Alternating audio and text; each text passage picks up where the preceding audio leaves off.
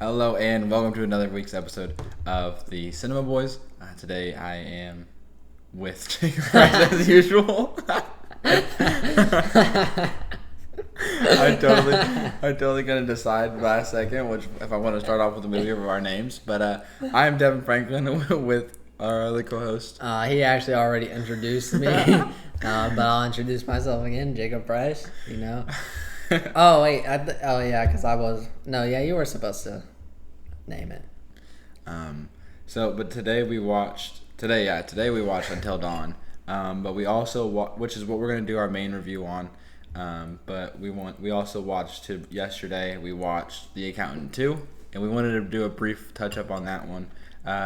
We just felt we had more to pick on or more to nitpick on than Until Dawn. We'll talk about The Accountant 2 real quick, and then get on to our deeper dive on Until Dawn. So The Accountant 2 was pretty good. Yeah. And I don't know if we're doing our real score real quick. If you want to. We both said something in the theater. I can do mine. All right. My real score for Accountant 2 was 86.52. Just because the first one was a very enjoyable movie. So was this one. But what they did better with this one is the brothers, Ben Affleck and John Berthow, actually had more screen time together, and they kind of hung out. It was kind of like a road trip movie in a sense with the two brothers. And I don't know, their chemistry was pretty good because you just had, obviously, Ben Affleck playing as the awkward kind of guy, and John Berthaw's the guy with the attitude, and he's just very full of himself. So it's definitely a fun combo of watching them two together, and they're just both hilarious in this movie. So just quickly, I just want to say that's what really tied the movie together for me. Yeah, I think this is a really good movie. If you're a fan of the first movie, I definitely would. I would definitely tell you to go watch this movie. Like Jacob said, coming from the first movie where you don't really know that those two are brothers until the last maybe 10 minutes of the movie. Right after he saves his totally blanking what is that? After John Berthal. Yeah, I was trying to remember what is that? Braxton, yeah. Braxton saved his brother's life. Chris, by the way, if you don't remember his brother's name either. But when Braxton saved Chris his life, that's when you kind of find out they're brothers and they go their separate ways. And then now Accountant 2 takes 8 years place 8 years later, and now they pretty much had almost all the screen time together, which was a nice touch. So my real score was an 84.27, I believe. That's what I'm going with. I know it's somewhere in the 84% for me. Accountant 2 was a really good movie. I would suggest it. A good watch. And it didn't feel as long. I believe it was a 2-hour movie. It was a 2-hour and 5-minute movie, and that makes it probably an hour and 50 minutes, without the credits. Yeah. So it didn't feel as long as that. There was some times where they kind of maybe feel a little bit slow, but there was enough action and all that stuff where it kind of counteracted, and it was a really good action-packed film. And even when the movie slowed down, I feel it had some comedy thrown in there, and then obviously just emotional scenes between the brothers. For sure. I think one thing we both kind of weren't too big of fans of was the fact that the federal agent was there, and both Braxton and Chris are their own they're not very by the book. Yeah, and it's I don't know exactly the right words to. They're like what anti-heroes are. They save people, but they don't follow the laws or the rules. They do it their own way. But if you're ready to go talk about the main interest of the day, Until Dawn. Yep, I'm ready whenever. Alrighty. So right off the bat, I want to say this was a shorter movie. So that's a good thing. If it's not one of the best movies, at least it's short. So you don't have to really. This isn't a movie where you go into it and waste your time. You know, it's barely an hour and a half, and I feel like it kept me entertained for the most part. Obviously, it had its flaws, with the stories and everything, but just what they were showing was kind of entertaining. Yeah. and I wanted to go more in that because like my favorite part about this is the kills definitely kind of impressed me. For sure. I didn't think it was gonna be as gory as it was, but I kind of noticed that like when they first died on the first night, I was like, oh, Yeah. yeah, especially like when Max, which is one of the characters' names, he's like trying to save the girl that he likes and another girl as well, and he takes a chair and just hits the freaking guy, and it does nothing to him, and then he's like, oh, so he tries to grab the leg and stab him with it, but he catches his hand, and then the freaking like serial killer just puts the stake right through his eye. Yeah. And it like shows it all, and I'm like, oh, okay, this is the type of movie we're watching. And obviously, probably like my favorite scene of the movie, when they're just all scared at this point because they've died like several times, and they're chilling in the bathroom, and they're just like, oh, we want a drink of water, so they all take drinks of water, and then out of nowhere, like it gives you hints, like this guy starts like losing teeth, and he's trying to hide it. And he starts coughing, and then out of nowhere he just blows up. Like I literally started laughing into the freaking theater because I was like, "What?" I just did not expect that, and I was like, "That's actually hilarious." And then like you see like, then one by one they just start blowing up. Like one lady, her leg gets blown off, and then her stomach like bloats up, and then her stomach just blows up, slowly killing her. So I'm honestly, if I would want to go out, I would want to go out the way like the first guy did. Yeah, like instantly, boom. Like he didn't have any really struggle. His whole body blew up. And he was the first one, so everyone else was kind of like they were literally a ticking time bomb. Where they were like, oh, that's going to happen to me. You're going to be freaking out. And another thing was like at first with that scene, I didn't know exactly where it was going at first. I noticed he was coughing and all like the coughing up blood and everything. But we also kind of seen where like they could start becoming part of the, I guess, game or whatever. The night is what they say. So I thought this might have been like him kind of transitioning because we had seen it with Megan before in that like a couple deaths before that where she got like possessed and then is like speaking for the people that she's pointing at with the missing posters, and then the main character Clover, she got possessed by the witch. Yeah. And then, so I was like, oh, well, maybe he's becoming... And then, no, he just completely just like, explodes. And I was like, oh, okay. I was completely wrong right there. Yeah, and to add more to that, like, this is a video game movie, if you didn't know. This is, like, based off of, like, a choice video game. And so that's why they did kind of, like, the death loop that we've seen before. Because, I mean, they even shouted out death loop movies in this movie. They were like, oh, there's a lot of movies like this. Yeah. But then when they realized it's something different every night, they were like, or at least Max was like, oh, I guess it's not like one of those movies. And I thought that was just a little funny gag in the middle of it. But I was thinking, like, I'm pretty sure we learned about the Wendigos before that scene, right? I think it was like a brief mentioning / like showing, and we didn't know exactly what it was yet. Yeah, but yeah, definitely I was agree with Devan. Like maybe thought he was like transforming into something. I knew I had to deal with the water, so I was kind of waiting.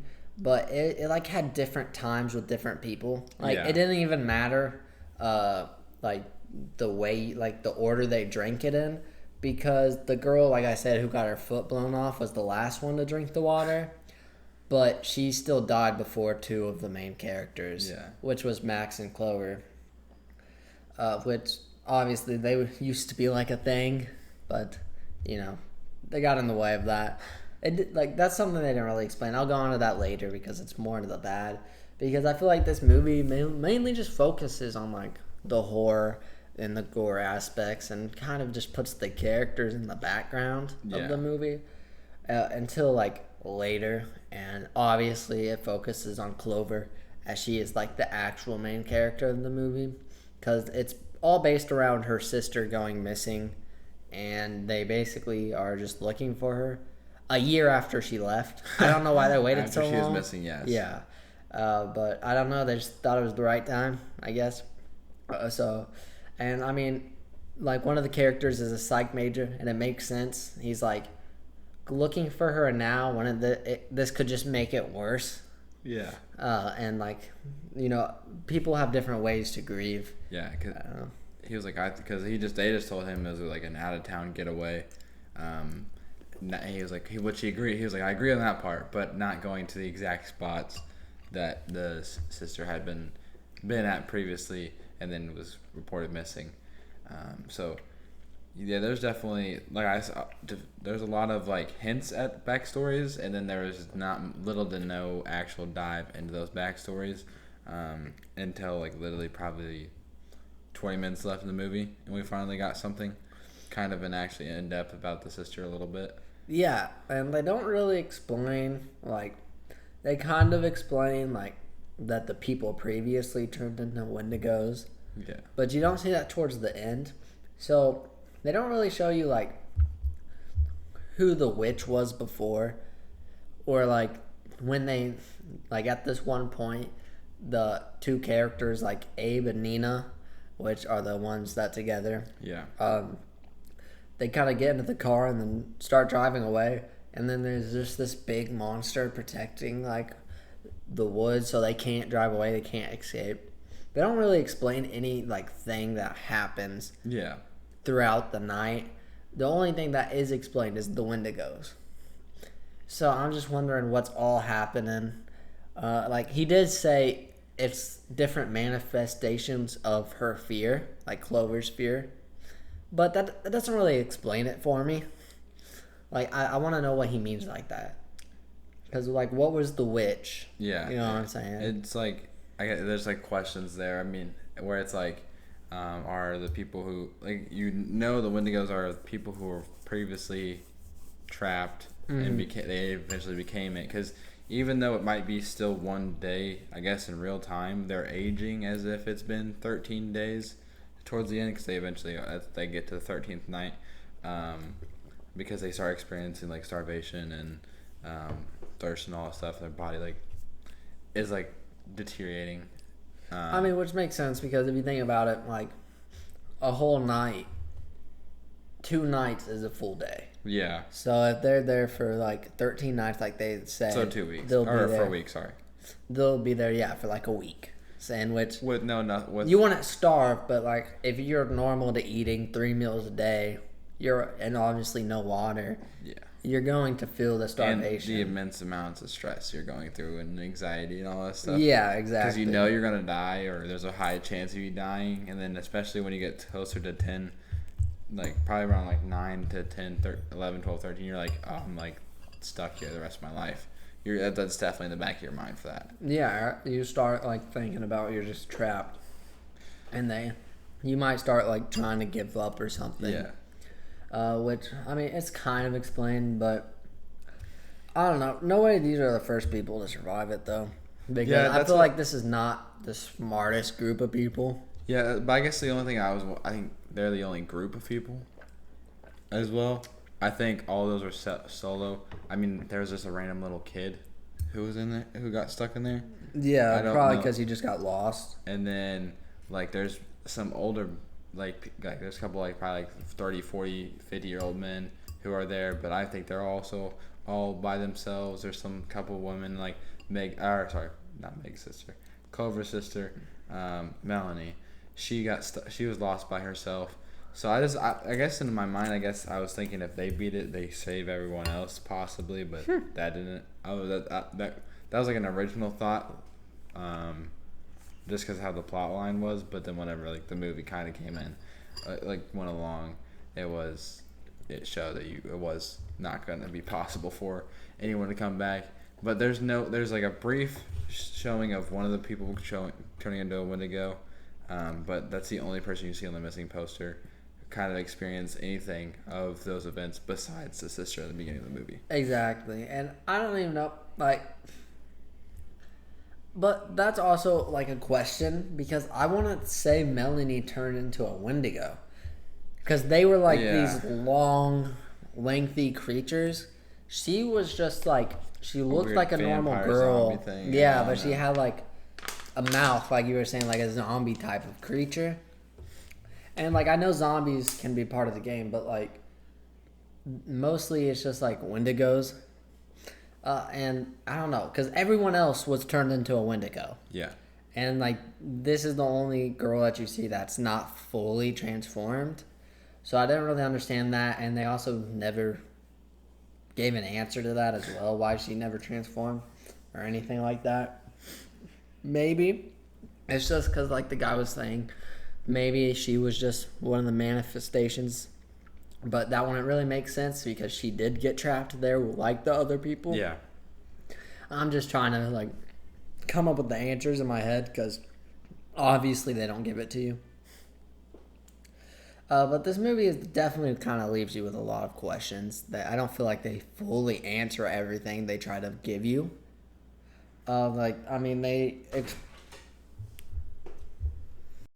They also really never explained what was like happening to this town they were kind of in, because like you realize like what they're building, they're in, kind of like used to be more above ground. Yeah. Because like the first floor they enter is actually the second floor of the house, which kind of doesn't make sense because why would there be a door in the second store? I mean, they could have added it. Yeah, there. I feel like it was just like a kind of like an adaptation. Like they just remodeled it. It could be like that because I'm assuming that dude who you see, like, who the guy who's essentially controlling this whole thing, the doctor. The doctor, or kind of like a therapist in a way, kind of. But as well. I think he wanted to make it more appealing to lure people in and then trap them into the game. Or since it's after a game, I keep calling it a game. But like through the night, whatever it is, whatever his experiment, I think is what he calls it. Because he's the one, like Devan said earlier, like we saw a person trapped and kind of turning into a Wendigo. He was the person that kind of trapped him in the room to watch him change into this monster. But there's a whole city, or at least not a city, because like this happened like back in the day, but it was a whole town, and it was like built on a mine shaft, and there was a mine explosion, and it sunk the whole town into basically like the bottom of the ground, and then throughout like every night, like at least one building would start appearing every night. And then obviously, like, it skips a couple times, which did frustrate me and Devan. Yeah. Because, I mean, we've seen some cool things, but, like, there was, like, pictures of a werewolf that we never got to see. And it seemed as if one of them were going to become one. Max, yeah. Like, he was, like, everybody was, like, kind of experiencing their own. Like, Abe was definitely turning into a Wendigo because his spine started showing. Yeah, that was kind of the funny part of the movie. He was like, is something in my back? Yeah, is there something on my back? Pulls up his shirt, and like his spine kind of starts poking out or whatever. Yeah, like out of his skin type of stuff. Yeah. Like, you can see the bone. And they're like, no. Yeah. you're all good. But yeah, and like Max's nails were growing, and I mean, I couldn't tell. Maybe it was just the lighting, but it did seem like he was kind of growing some fur on him. But it could have been a cut still, because I know what like Jacob was saying with the first kill with Max, where he got the whole like stake or the wood leg from his like through his eye. He came back and with a black eye. He came back with a black eye, and then Nina, I think she got slashed, and she came back, and there was like a stain on her shirt, where you could tell where she was slashed at. So I don't know if it was like he got cut in one of his kills or something like that, and it was lingering there, or if it was the hair. Like I'm not trying to, but maybe we were just really helpful. We were gonna see a werewolf, so we were trying to like nitpick everything becoming into a werewolf. Yeah, because I mean I was so excited to see a werewolf, and I swear I saw one in the trailers. I might be tripping though, but yeah. And then we watched like the first 4 nights, I think. 4, and then the fourth night. It just after that one is when it skips, and they're like, "What is this like?" All of a sudden, night 13. Yeah, they're like, "What is like what night 7?" And then they're like, and then the Abe guy, he's like, "It's 13." Or Nina, because she notices that she's written her name in the guest book 13 times. And then Abe's like, I remember recording something, and then he pulls it up, and then he like has recorded every night or things from every night. And then you see some cool things that I would have loved to see that they just missed. Like, there was kind of like Clover kind of got possessed again in some way, like by a worm that was living in her skin, Yeah. or a parasite. And then there's this super cool like ghost demon, super tall and everything. He was like pitched black. Yeah. And that would be super cool to watch. It was just them like down a hallway, and then they're like, "What the hell was that?" Turn the camera flips, and then you just see it running at him. Yeah. And then the camera falls. I mean, we all know that. And then obviously they wake up on night 13, and then Megan, I'm pretty sure is her name. Yes. Which was like the Asian friend. She's just not there all of a sudden. But while they're watching like her recording or Abe's recording, they watch like one night all of them died, and the doctor thought they were all dead, so he just like walked off, and Megan, who was still alive, followed him. And then obviously I'm pretty sure, I don't know, because he trapped her in a chair and in a cage with the Wendigo that we've seen him trap in that room. I'm guessing it was the same Wendigo, like that same guy. Yeah. And I don't really know what he was doing there, like, because I don't think he was waiting for her to transition. I don't know if he was like trying to feed her to the Wendigo or whatever. Like, again, that's just something that wasn't really explained, what he was doing there, because like the first guy wasn't really trapped to a chair, but she was. Yeah, it was like because the first guy had someone else, and then you just see him kind of become more savage and savage over time. And then he started like eating the other person that he was with, and that would turn him into a Wendigo. Which honestly, like in the video games, I see what the movie was doing, but like they were already turning into the Wendigo when they started eating people. And in the video game, it's like if you cannibalize, if you eat someone else, like the curse of Wendigo will be upon you, so then you will turn into one. Yeah. So that, I mean, the video game does a lot more, and it obviously has a lot more time to do it. It has like 15 hours, like, or maybe not that long, because I mean, I feel like I got through most of the game pretty quick. But it has way more screen time to do more things than an hour and a half movie. I don't know. They could have made it longer, probably, if they wanted to make it better. But I feel like they just wanted to make an IP game, or IP movie. I mean, maybe they were just hoping for like a fan base like Minecraft to happen again or something. Which I feel like we're going to see a lot more IP movies now because of the success of Minecraft. Yeah. And I don't know. I hope that really doesn't happen.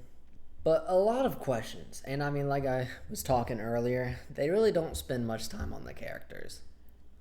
Like, what all they do with Megan is she's a psychic, but they don't really go into it or not. There was just a gag at the beginning of the movie, and it's like, oh, the only time you got something that was right when your mom was having an affair with Max's dad. Yeah. And it was just kind of funny because Max was like, that's still my dad, or whatever. And then Max was just the ex of Clover, the main character. Yeah. Nina was the person that like, oh, I have nobody else in my life other than my best friends. Abe was just the new boyfriend. Which we found out she had frequently. Yes, she had a lot of boyfriends, as Max did say that. And at least one girlfriend. Yeah. Julia. Julia. Because that was actually a pretty funny joke. Because he was like, oh, just wait until we get back. Or like Max was like, wait until we get back and she breaks up with you. And then Abe was like, well, if she can't wait, can you give me Julia's number?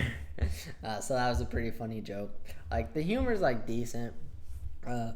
But, I mean, the horror and like the questions it leaves with you is kind of what makes the movie down on levels.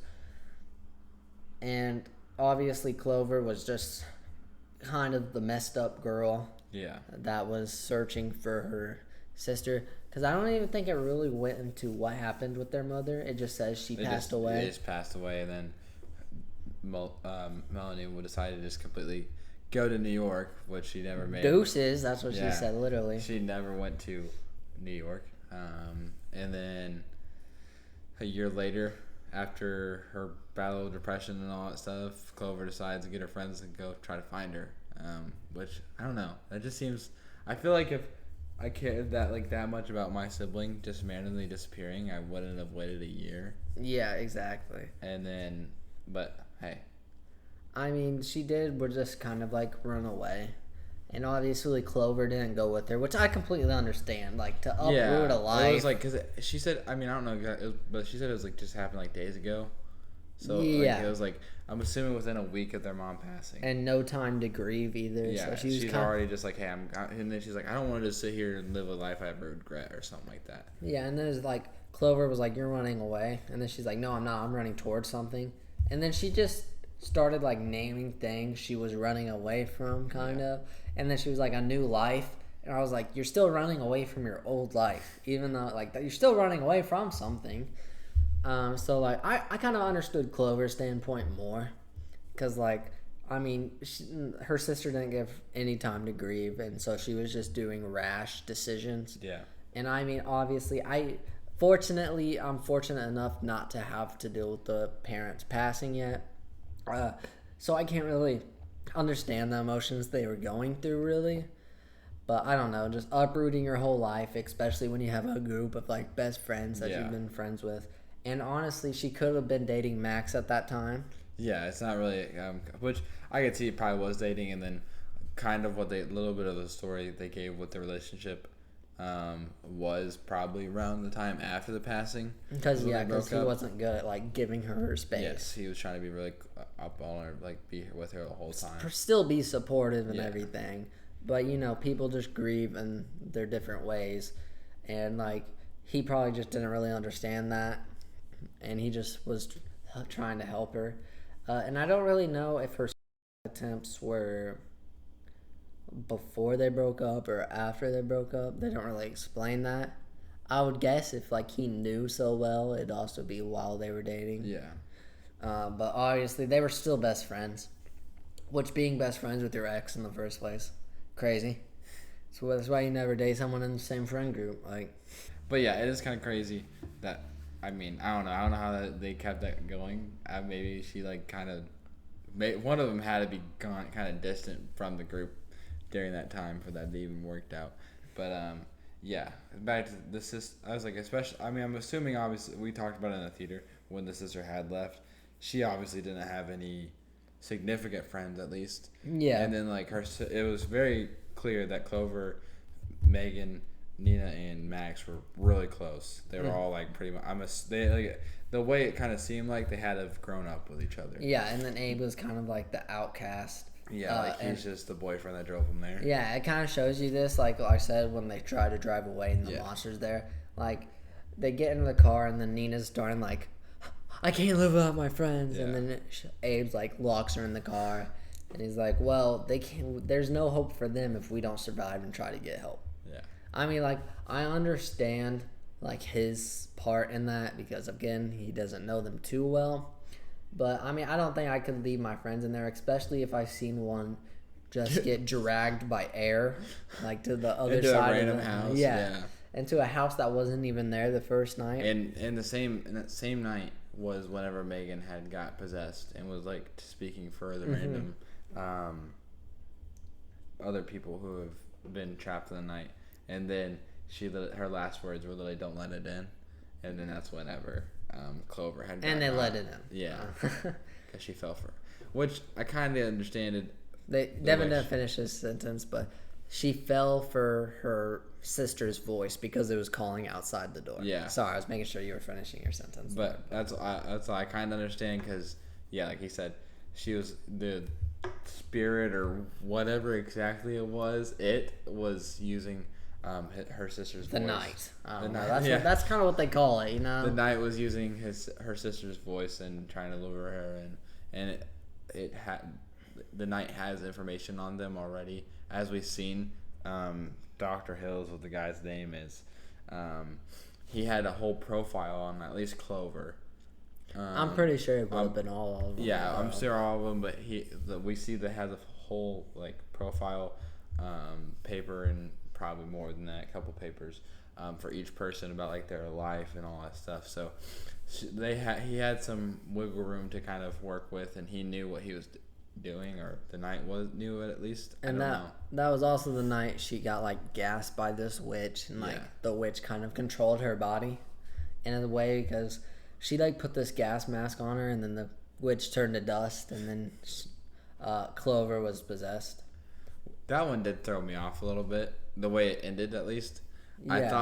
I thought this was like her becoming the Knight, because of the way they were talking, and then she gets possessed by the Knight/witch, and then kills Max, and now she's the only one who's alive. So I thought this was her becoming the Knight, and then she walks out and then gets ran over, and that's how she dies. And I was like, oh, that definitely threw me off a little bit. I thought that was like her becoming the Knight, because the witch literally was like, take my, like, pretty much it seemed like it was like a take my spot kind of thing. Yeah, exactly. Because once it transferred over to Clover, she fades into this dust. And then Max the next night did not care at all that that she killed him. Yeah, because you can clearly tell that was Clover, and then all he goes is like, guess we both died, or died again, or something like that. Yeah, I guess we both died again. And then went on with the day. So yeah, I mean, I kind of got through my nitpicks for the most part. I mean, if you just want to explain the end real quick and then get to the real score. Yeah, that's fine with me. So basically, the movie ends by, as we said before, Megan kind of followed the doctor when she survived, and they noticed that by watching the recording. So Clover was like, well, if this is going to be our last night, why not go out swinging? Which I completely understand. Which we both said the same thing. Yeah, like, I'm not going to just sit there and let them come at me and just take my chances of surviving. Because you see right before they finally commit to just fighting it, at least 4. I don't know if they were all Wendigos, but at least monsters in a sense. They were I think one of them was the clown. Jason is what we call it. Jason Voorhees is what we kept calling him. But I still feel like that was part of the night, and I feel like everyone else except the sister were those Wendigos, because when they were running through the hallways at the end, like there was like there's a lot of them at least. But yeah, so there's like, and also they trapped some of them behind that wall, and then more started chasing them. But basically, they followed the doctor, and the doctor is more interested in Clover than any of them. Yes. Because, she has a destructive side, obviously talking about her attempts past. I might have to take out the word that we used before at YouTube so we don't get in trouble. I know we don't get paid, so I don't really know if it will affect our channel. I don't know if it's a strike, though. Yeah, I might just bleep it out. Go back and bleep it out. But obviously her previous life attempts, I'll say, this kind of shows her more destructive side, and obviously he's kind of interested in her because now she's kind of fighting to stay alive, as previously she didn't really fight as hard. And then he's basically just going on and on and on with this monologue, and he walks in drinking a mug of coffee. Yeah. And then she realized like the pipes are leaking. And then, as we learned before, if you drink the water, you'll blow up. It made sure, because obviously we explained the first time they drink the water, but there was a second time where Max was the last one alive. Which that one was kind of funny because how like all the other ones, like they drink, like the Abe guy drank a full glass of it, and then it took maybe a minute or two for him to completely explode. Yeah, the time is inconsistent. Yeah, and then Max literally probably gets a drop or two in his mouth, and then he's like, "Hey, you," or something. No, I'll say it for Devan's mouth. I know, I low-key don't even remember what he said. Yeah, but before he blew up, he was just like, "Fuck you," and then boom. Yeah, blew up. Literally in like less than 30 seconds of having 2 drops of the water. Yeah, because he was like, let's just die and then try this again. And obviously, this is the last night we see before it skips to night 13. Yeah. And then, so basically, while he's going on about his monologue, he's not even looking at her. So she just easily like shoves his mug into the water that's dripping down from the pipes, and then shoves it back into the place so it doesn't look like it moved. And because this whole time throughout the movie, he was like, there is a possibility of you guys surviving, but one person must die. Yeah. And then he said that again, and then she's like, you're right, but this time it's going to be you. And then he just blows up, and then she gets the keys, unlocks it, and then they run away from the Wendigo. Obviously, they get split up, so it's Nina, Abe, and Max in one group, and then it's just Megan and Clover. And the other one, Nina, Max, and Abe, they get an easy exit because they just run into a stairway that leads up. Yeah. And then the others, Megan and Clover, have to climb up a ladder and then kind of like come out of this grave. Yeah, which I mean, they in their own way, they both are kind of difficult. I mean, Nina, Max, and Abe had a 3v1 the serial killer. Yeah, like the clown serial killer. Yeah, I mean that was pretty sick. That Yeah. fight was pretty sick. I'm And not gonna lie. then Abe had gotten stuck between like a wall and like I'm assuming like a pillar or whatever. Yeah, there was like a little wedge in the cave and then or the mine shaft, and he got was stuck. stuck, and then he finally got out, and then they find the staircase and run out, and where I mean they had to escape the one Wendigo with Megan and Clover, and then the ladder with them chasing them, where They did get Megan to get pulled down for a second, but then they Right in obviously the nick saw of their time. they definitely like saw their arm pop out. Yeah. So then they came and then just pulled them out of the hole. So then and then everyone survives except the bad guy really. yeah, maybe. And then Abe kind of just disappears. He kind of like teleports to the car. Yeah, I was like, what? It's like you just hear the honking of the car. Yeah, and then Abe's just all of a sudden in the car. He's like, "You guys want to stay one more night?" But I was like, "How did he get there? Turn on the car so fast?" And I feel like there's nothing around. I Yeah. feel like I would hear any car. and like when they pulled him up, all five of them were there. Like Abe Yeah. didn't just go to the car. Like they all helped him pull him up. And then it cuts for a second, them kind of just laying there, and then Abe honking the horn, and they just casually walk back to the car. And I was like, they seem very chill for having died 13 times, Yeah. and then now are safe. Like I feel like I'd be super freaking out still. Nah, they definitely have trauma. They don't really go into it because it ends right there. Yeah. Obviously, they're probably ready to get home, ready to take a shower, like you were saying. Yeah, we were talking about how much the shower would hit. But yeah, they probably just want to get there, and obviously, all of them are now dealing with trauma. Like you're telling me, A whole lot of it. Yeah. But I mean, yeah. So let's just get to the real score. All right. So my real score is probably going to be like a 55-36%. It was entertaining for the most part. Like I said, I enjoyed the gore. I enjoyed the kills. But I don't know. It just left me with a lot of questions, and it didn't flesh out their characters to the best of their abilities. So, I mean, that's honestly kind of what let me down in a way. So, yeah. Like I said, 55.36. I think for me, my real score is going to be a 59.37. I think more because for me it's a little bit higher because I don't know anything about the game. So this is my first experience of Until Dawn. So I mean, I feel like it didn't matter how. I mean, I literally didn't play the game until literally today when Yeah. we got back, and I was like, "Oh, I can get it for free." So I was like, Yeah. "Why not play it real quick?" I got most through it mostly. I haven't finished it, but So where it's like it could bug, I don't know how accurate or inaccurate it is with the game, where that could also be something that would bug people who are watching this movie.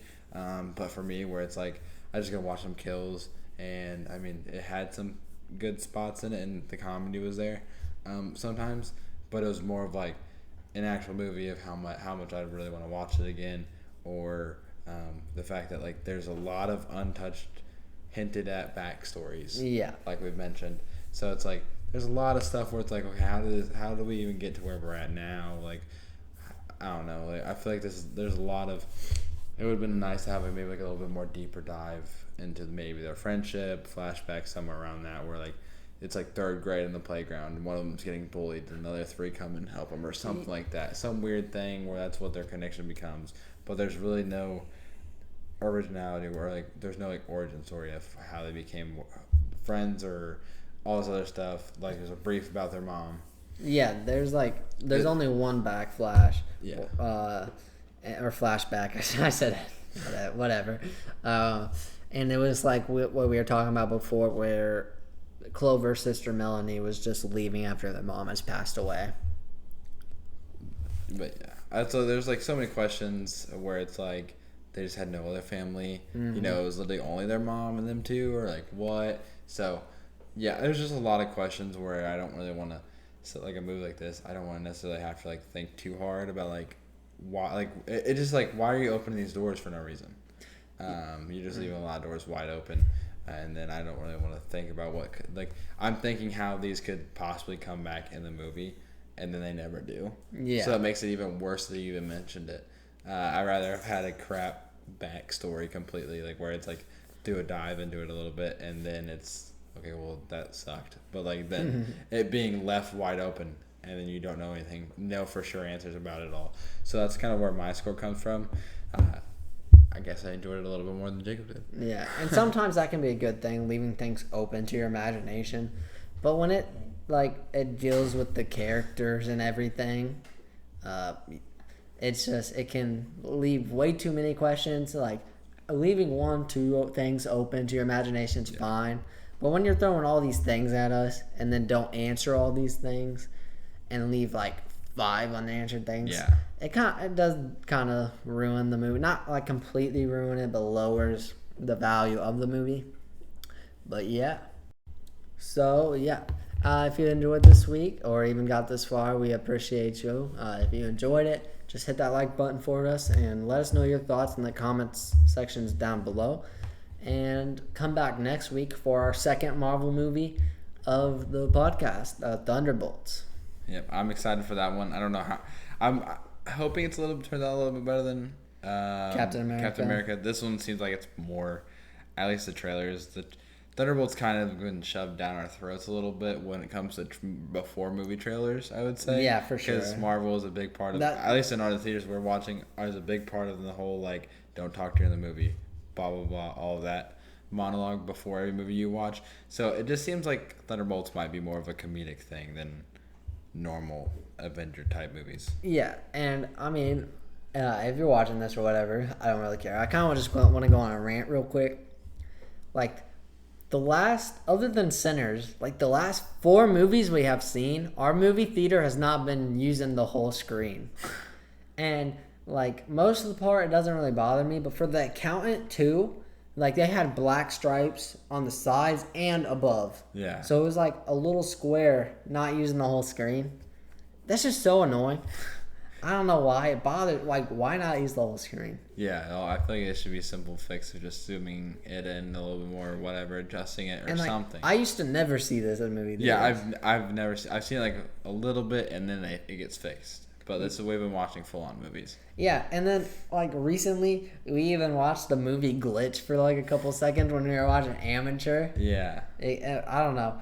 I don't know if it's because we watch movies every week now, but I don't know. I feel like even back then, like I never used to see them not using the full screen. Yeah. Maybe that's just like I'm guessing that's just our movie theater because it's kind of a cheaper movie theater. Yeah, we haven't gone into an AMC in a while. Yeah. Just because. They're expensive. It's expensive, and it's also like I mean, to me, AMC's always been like a movie has to be worth it. Sinners would have been a worthy movie. But outside of that, I would have been like, we need to go AMC for this movie. Maybe Superman or a Fantastic Four, or maybe Final Destination. You know. Oh, Final Destination as well. But especially if Thunderbolts is the way we've been having it, we might have to. Yeah, flip to AMC for sure. Because I'm not gonna lie, The Accountant 2 really bothered me. Because I was like, I could barely read like the notes they were writing or whatever. When usually I have no problem with my eyesight. But that was just a little rant for the people that's watching the end of this video. So yeah, I mean, have a good time until we see you next week. Deuces. Later.